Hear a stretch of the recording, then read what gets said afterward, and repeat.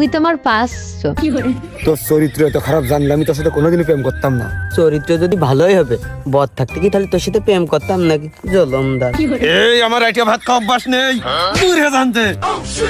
ও গো শুনছো, ও দেখো তোমার সামনে আমাকে মারছে। দারুন দারুন। আহা আস না গো, আমার কাজটুক করেছ কি দেখো তুমি। আহা আমার সামনে আমার বদ ধরে তারা ভাতারে মারতেছে। চিন্তা করো। তোর মারবে না কি করবে? তোর মারবে না কি করবে? তোকে শুনছো? হ্যাঁ আমি এখন নগো। হ্যাঁ তারা তো মাটি দেওয়া দরকার। আমার সামনে আমার বদ ধরে তারা আর ভাতারে মারতেছে। আহা কি দারুন কি দারুন। মাতুব্বা সাহেব, আপনারা কিন্তু আমাকে রীতিমতো অপমান করছেন।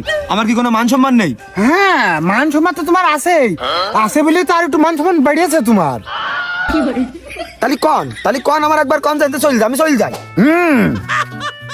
যাবা সে তো বটে, যাবা না তুমি? তোমার এখন পিঠ মুড়াতে বানবো।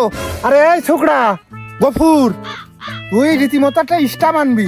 ইস্টামে লেখা থাকবে ওই 1 বছর সংসার করা অবস্থায় তুই টাইটুই করে যে ওই মেয়ের সাথেও তুই কিছুদিন সংসার করবি। পাকে পাকে যাবি, মাসের দিন তুই একদিন যাবি, কিন্তু তুই যাবি। তা তো অবশ্যই মাতুব্বা, এই নিগাল সালিশ করো বলে সালিশটা তোমার হাতে ফেলেছি। শোনো, এই আমার বউর সাথে 1 বছর যাওয়া আশা করেছে, আমি 1 বছর যাওয়া আশা করবো ওর বউর সাথে।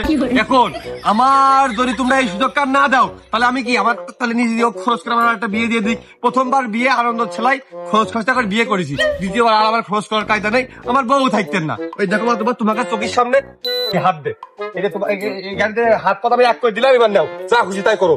আমার কোনো চাওয়া দাবি কিছু নেই, খালি আমার দাবি একটাই, আমার সাথে যেটা ঘটেছে ওর সাথে ঘটতে হবে। ও আমার বর কাছে গেছে, আমি যাবো পাকে পাকে যাবো। দোয়া দিয়ে দেন। বউ নিয়ে দেন, বাড়ি যাস না, ঠিক আছে? বড় ভাই শুনলাম আপনি নাকি বিয়ে করেননি।